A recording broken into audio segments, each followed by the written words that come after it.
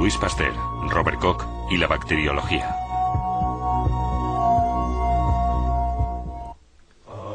La lepra ya era conocida en el Antiguo Testamento como una enfermedad infecciosa.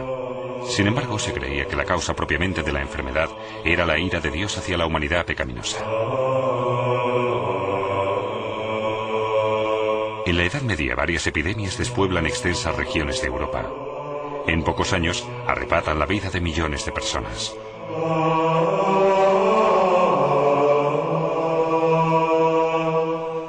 Los médicos son los primeros que intentan protegerse de la peste a su modo. Junto a la peste, sobre todo el carbunco y la tuberculosis se cobran la vida de las personas. Pero nadie conoce la causa de estas enfermedades. Una opinión inusual en aquellos tiempos la sostiene el veronés Girolamo Fracastoro.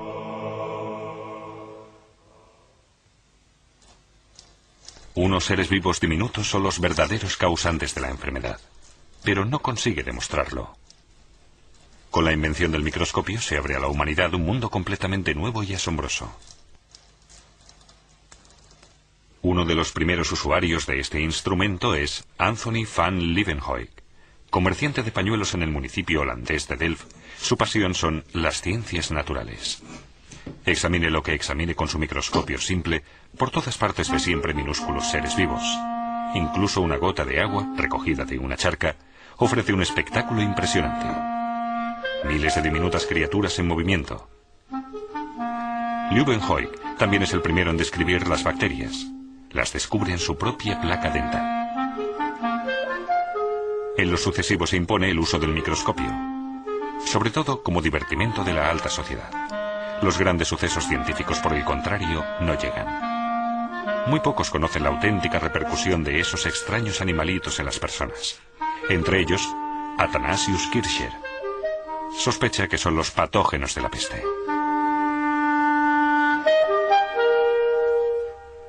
Otros se avanzan más. En el aire, el agua, el vino, también en el orín, la sangre y en la pústula de variolosos se imaginan el germen. Pero, ¿de dónde viene? En la época se cree en la generación espontánea a partir de materia inanimada. Según esta teoría, los organismos pueden surgir de forma espontánea de un barro original. Esta teoría estuvo vigente hasta mediados del siglo XIX. Es el francés Louis Pasteur quien la desmonta. Pasteur causa sensación cuando salva de la bancarrota a los fabricantes de licor de Lille. La fermentación de las remolachas causa problemas, y la destilería tiene pérdidas un día tras otro. En vez del deseado alcohol se forma a menudo un caldo de olor agriado. Los motivos se desconocen. Pasteur, en realidad profesor de química, presta su ayuda. Pero en esos momentos no sabe más que el resto de químicos del mundo. No obstante, investiga el líquido agriado con la ayuda de un microscopio. Finalmente descubre la causa de la mala fermentación: estructuras baciliformes, la bacteria del ácido láctico.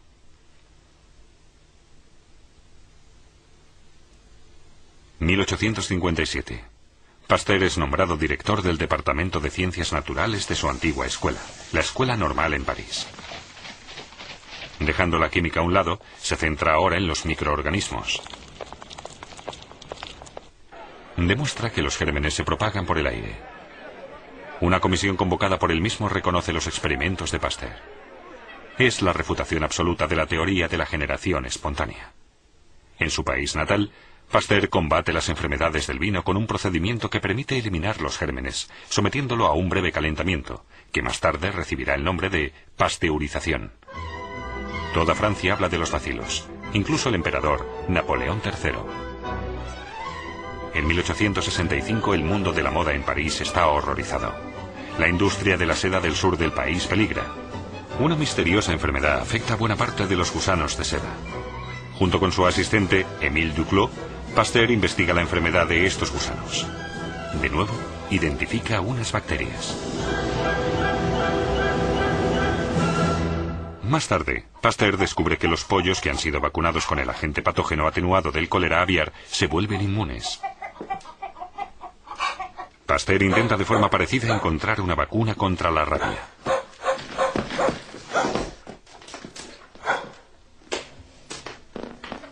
Para ello, inocula la rabia de un perro enfermo a unos conejos y les extrae la médula espinal. Estudiando la médula espinal desecada, consigue la vacuna que estaba buscando.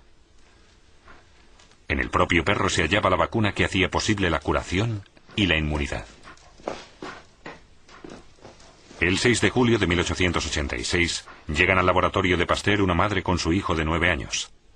2 días antes el joven había sufrido varias mordeduras de un perro rabioso. Pasteur se aventura a inocular al chico con el virus de la rabia más viejo. Diariamente trata al niño con el agente patógeno cada vez reciente y por tanto más potente. A lo largo de 10 días en total, una docena de veces. La primera vacuna contra la rabia para personas es un éxito. 3 años después, Pasteur funda su propio instituto de investigación, que aún hoy es uno de los principales del mundo. Louis Pasteur muere en 1895 a la edad de 73 años.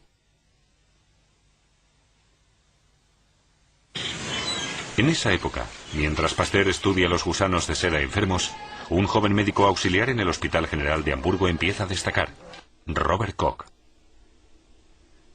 Después de algunos intentos fallidos de establecerse como médico, Koch se marcha a Wolstein. Como médico de distrito, dedica su tiempo fuera de la consulta a investigar el carbunco. En la sangre de ovejas enfermas de carbunco halla bacterias en forma de palito de apenas 1 milésima de milímetro de longitud. Koch inyecta esta sangre a ratones sanos. Los ratones se enferman y mueren presentando los síntomas típicos del carbunco. En la sangre de estos, Koch es capaz de identificar estas bacterias alargadas. El postulado de Koch para demostrar que un tipo de microorganismos causa una enfermedad específica era irrefutable. Koch toma muestras de tejido y de sangre de animales enfermos. En todos los casos, puede demostrar la presencia de bacterias en forma de palo. Aplicado a los medios nutritivos, Koch es capaz de aislar las bacterias y cultivarlas. Koch crea para ello sus propias técnicas y medios nutritivos pertinentes.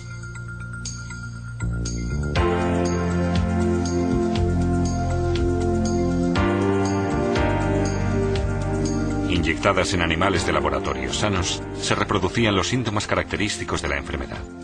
Y de nuevo los palitos aparecían en los animales enfermos. Koch lo había demostrado. Esos palitos eran los causantes del carbunco. Los bacilos del carbunco, que además son capaces de formar esporas resistentes y que pueden sobrevivir fuera del cuerpo durante muchos años. A través del aire y de la comida pasan al cuerpo de los animales y allí se reproducen como bacterias mortíferas. De este modo, se desvela también la vía de infección.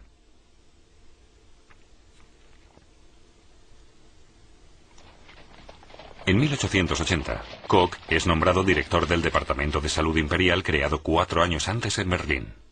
Allí puede realizar sus investigaciones bacteriológicas en mejores condiciones. Estudia una enfermedad que en esa época mata a 1 de cada 7 personas, la tuberculosis. Su causa es desconocida. Los médicos se sienten impotentes. Sus métodos de tratamiento son más bien curiosos. Las corrientes eléctricas podrían servir, a veces también la sangre animal.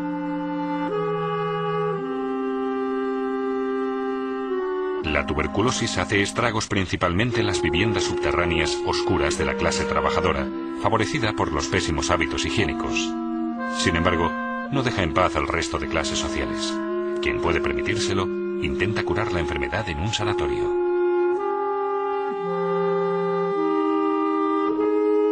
Pero las curas de sol y descanso ayudan solo un poco. En 1882, Robert Koch puede dar un comunicado sensacional. Ha descubierto el agente patógeno de la tuberculosis, el bacilo de Koch, como se conoce todavía hoy en muchos idiomas. Así queda demostrado, la tuberculosis es una enfermedad infecciosa provocada y transmitida por bacterias.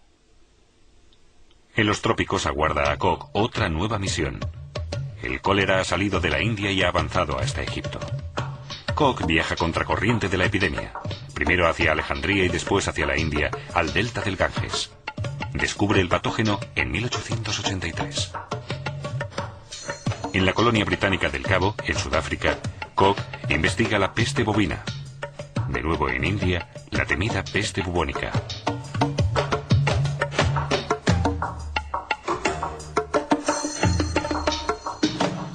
En el África oriental alemana, la actual Tanzania, se dedica a la enfermedad del sueño, la fiebre de Texas y la malaria. Los métodos de Koch para mantener la malaria controlada son durante mucho tiempo el único método satisfactorio, hasta que después de la Segunda Guerra Mundial se dispone del insecticida DDT. El estudio de la malaria conduce a Robert Koch finalmente hasta Nueva Guinea.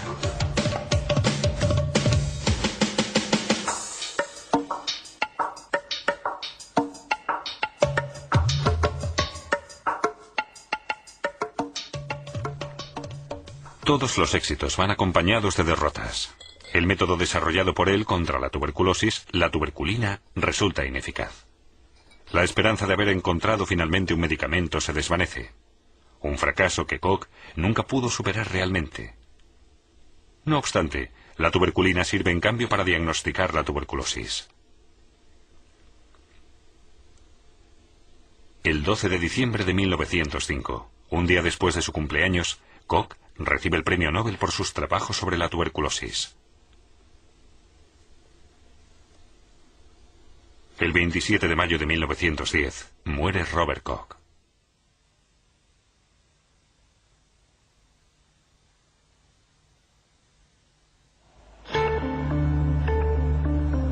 Gracias a los métodos bacteriológicos desarrollados por Louis Pasteur y Robert Koch, el descubrimiento de nuevos agentes patógenos es rápido. Eso permite tomar medidas de protección. Se mejoran los hábitos higiénicos. Se desarrollan vacunas. Junto con los antibióticos naturales existentes, se crean también remedios semisintéticos. Durante mucho tiempo se creía haber vencido casi todas las enfermedades infecciosas, al menos en los países industrializados. La erradicación de las últimas enfermedades con nuevos medicamentos parecía solo una cuestión de tiempo.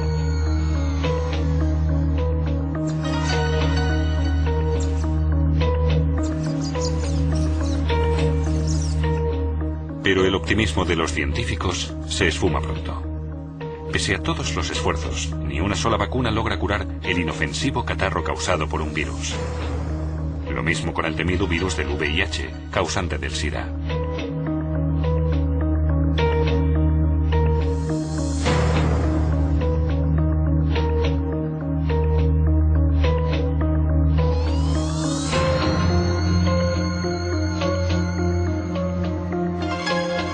El SIDA, una enfermedad que representa actualmente una amenaza similar a la entonces presentada por epidemias como la peste, la viruela o el cólera. Afecta a seres humanos de todas las razas y clases sociales. Los institutos de investigación de todo el mundo buscan una solución al problema. Hasta ahora solo se conoce el agente patógeno, pero aún falta un remedio eficaz. E incluso con las enfermedades contagiosas clásicas surgen problemas. Los agentes patógenos se vuelven cada vez más resistentes a los antibióticos. Enfermedades que se creían erradicadas vuelven hoy a propagarse. En los países menos desarrollados, las enfermedades infecciosas clásicas, tuberculosis, infecciones pulmonares, sarampión, malaria o el tétanos, se cobran sin pausa millones de vidas. Nunca existirá un mundo sin enfermedades infecciosas. El hombre siempre tendrá que luchar contra los microorganismos. Su capacidad de mutación es un desafío continuo. El ingenio de los científicos, entre ellos médicos, biólogos y bacteriólogos, es constantemente puesto a prueba. Los principios que sustentan esta lucha contra las enfermedades son mérito de dos hombres, Louis Pasteur y Robert Koch, los pioneros de la bacteriología.